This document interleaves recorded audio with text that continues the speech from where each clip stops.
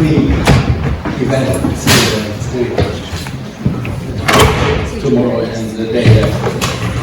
I will talk on speed control, future concerns.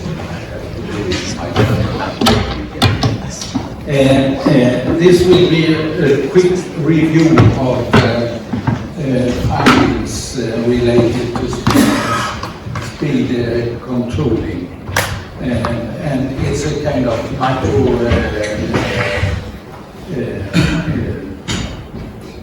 micro findings primarily that could, in the long run, be linked towards image and all the others are doing in Delhi, because there are not so much details.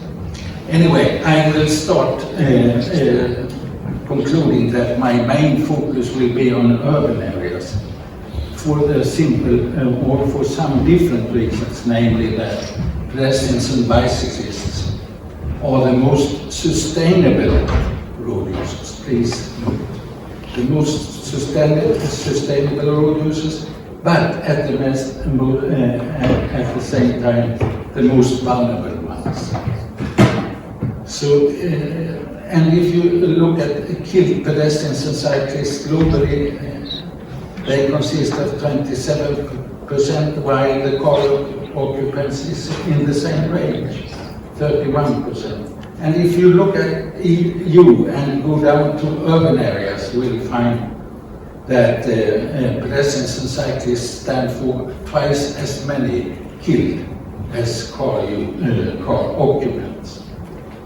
And besides, EU have concluded, as many others, that the smallest improvement is for cyclists and pedestrians, and especially in urban areas. So if a car enters an urban area with a speed of 50 or lower, the risk of being killed in that car is as close to zero as it can come. If you drive in 50 kilometers or lower, which most often is the speed.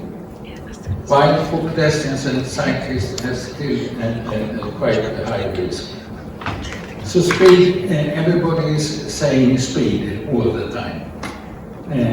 You can probably read it in thousands of different connections every day. Speed is the core of traffic injury problem. And you see in OECD countries and in low and middle income countries, typically 40 to 50% and up to 80% are driving above the speed limit, which is a really big proportion. And from 2005 to 2019, EU via ICoRSI have monitored speeds, and very little progress is made over those 14 years, in spite of the fact that there is this speed monitoring going on. And you see, the average speeds and numbers of speed limit violations remain high in most of the 27 countries in ICoRSI.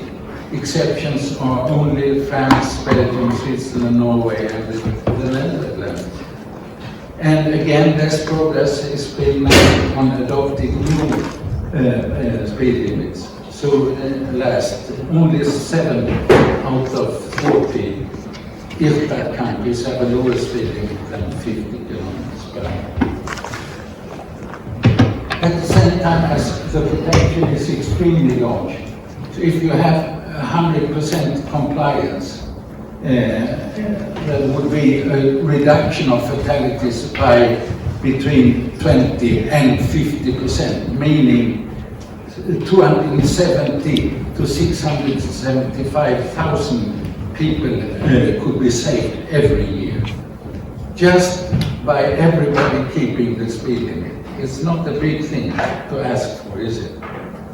And small speed reductions also have an important consequence. As you can see, I've put in Rune Elvik to the right because he is the man producing these facts. But anyway, if you reduce speed by 10%, you will reduce fatalities by 39% in rural roads and as much as 27% on urban roads. So I've gone through a number of meta-analysis of other similar studies, and I conclude in 5 different areas. The first one is policing. A reduction in crash frequency and speed and an increase in speed compliance. But that's more or less what is found, not on any more detailed level. But it's also said, and which is important, caution is required with regard to behavior and sensitivity to penalties in different countries and drivers. And particularly there is a lack of studies in less motorized countries. We have heard it before. The second area is 30 km zones. When speed limit is reduced, for instance, from 40 to 30, but most often it's probably from 50 to 30. Anyway, the thing is that there is a very clear reduction of injuries and fatalities. However, at the same time, the number of non-compliers is increasing, and that is, of course, a big problem. But you see down below on the graph that the area between 30 and 50 kilometers per hour in driver speed is very critical with regard to, for instance, pedestrian safety. Then we have area-wide traffic calming, and a lot of speed results are missing, so you're not too well off when you read about it. And there's quite a heterogeneity. And what is more important, there is no positive results concluded for pedestrians and cyclists. So the problem is that a complete traffic calming strategy, of course, should cover whole areas with low speeds, and that's probably not what's happening. The speeds is going up and down, and particularly you see in red. The particular problem is that high-class roads with 50 kilometers most often are not included, which is, of course, you cannot gain so much in fatalities and serious injuries as long as you don't include the high-class roads, because that's where pedestrians and cyclists are hurt most of the time. Then we have camera enforcement, and we have 4 studies. That's more attention to that area than to the others. And again, reductions of killed and seriously injured by up to 71%. But again, the effect declines with increasing distance from camera locations.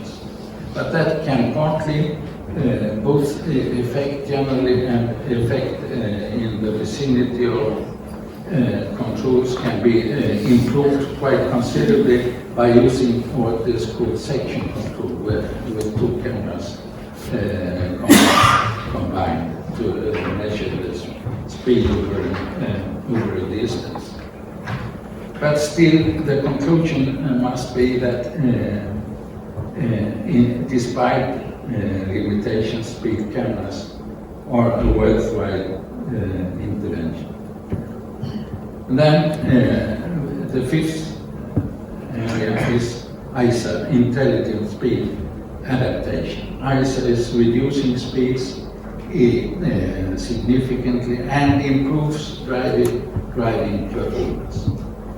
And there are two different scenarios to start with, to discriminate between, because they are the most important ones.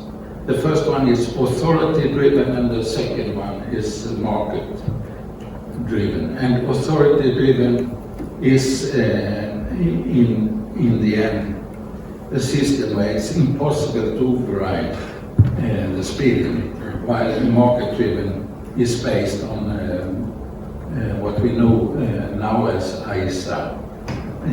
People are in different ways convinced, to drive, to keep the speed by audio and visual signals and so on.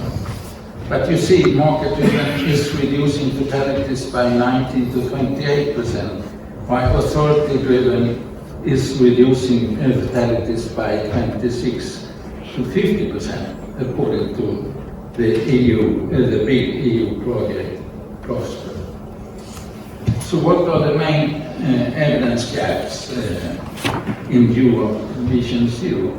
Regarding policing is, of course, effects of large-scale use and the effect of non-visible controls, etc. There's not much of to know about that today. And it's also a matter of endurance, because I've learned that in Sweden, the police enforcement has gone down by 50% in just a few years. So what about that as a factor? It's of course very important. And we go to 30 kilometer zones. It's quite obvious that there's a pro part which is reducing risks, but it's also a contra part, because it's diluting the effect of speed limits, because many more people are not complying with the speed limits afterwards. And then we have ICoRSI. So ICoRSI can reduce speed significantly and improve driving performance, but it's nothing that can be read empirically about in literature. And the two scenarios, I think I went the wrong way. Okay, Areawide traffic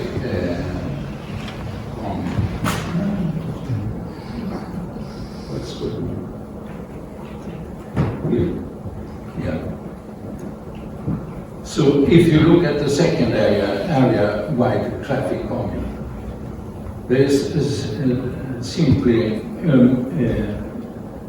there is a big need of new trials with strategies based on well-designed design criteria and individually proven safety effects of producing zero-vision speeds. That's what's lacking, and primarily these high-class roads that are not included today. It would mean a big change. And regarding camera enforcement, of course, it's a matter of enhanced time of operation of the cameras. Synergies, we have many cameras along the same road, along the same area, etc.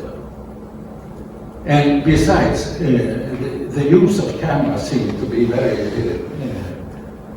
small in most countries regarding urban areas. It seems to have dealt with other interests from the beginning. So what about the speed limiter?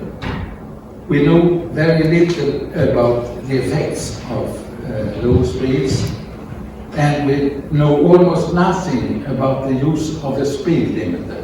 A speed limiter is an ICoRSI which has a definite limit at the speed limits. So ICoRSI studies are mainly based on data from few specific European countries, as Spain, the Netherlands and Sweden. Although this is a good sample for general trends, in developed countries there is a lack of studies representing less motorized transport. So the conclusion is that actual speed changes are not very convincing, and there is really the need for a restart. And the most powerful measures in relation to Vision Zero is camera enforcement, traffic calming, and speed limiter. Why? Because all these three more or less forces drivers to comply with the speed limit, which is should be a basic thing, I think. But all these three does that. And so the question is, can we still ignore research on speed limiters?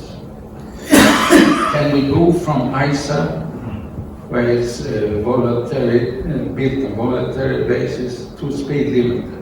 And the case is that regarding speed limiter, there are only 3 trials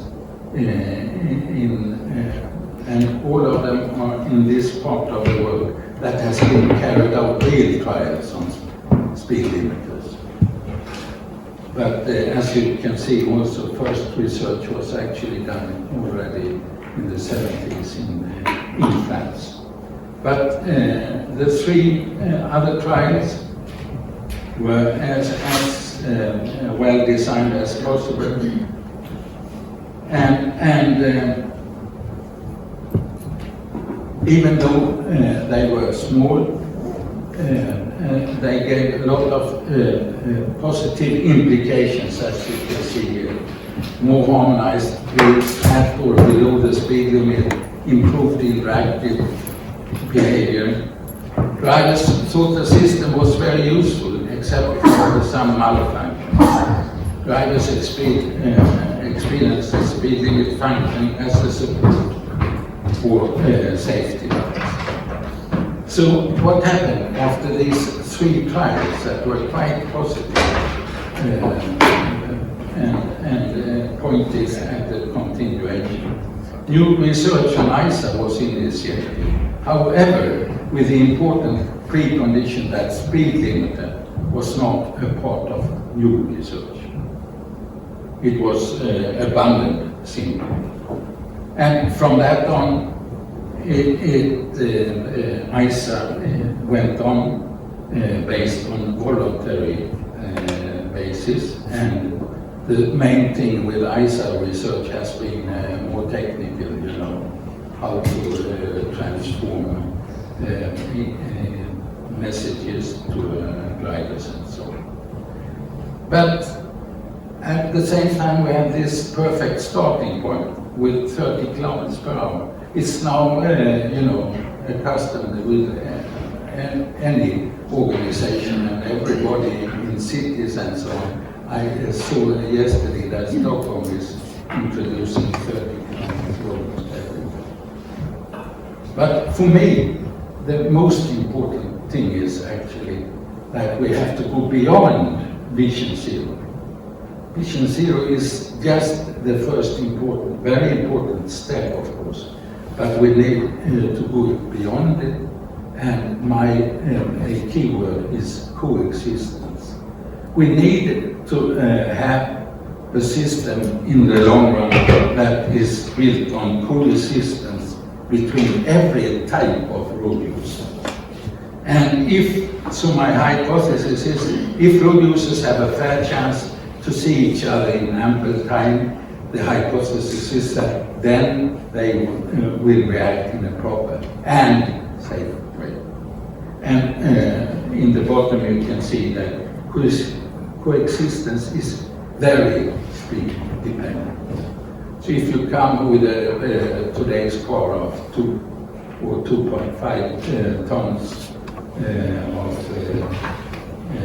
kilos and in a speed of 50, of course, people will not stop. While if you are down at 20 to 30, the vast majority will stop. And besides, there are lots of potential synergies with low speeds. You can see a full list here. Okay. Space will be reduced, less noise.